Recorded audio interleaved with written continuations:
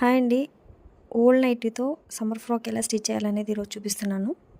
Length వచ్చి 25 inches తీసుకున్నానండి. Shoulder వచ్చి 5 ఇంచెస్, ఆర్మ్ హోల్ వచ్చి 5 ఇంచెస్ తీసుకున్నాను. వీడియోలో చూపిస్తున్న విధంగా క్రాస్‌గా ఒక లైన్ డ్రా చేసి కింద కొంచెం కర్వ్ తీసుకోండి.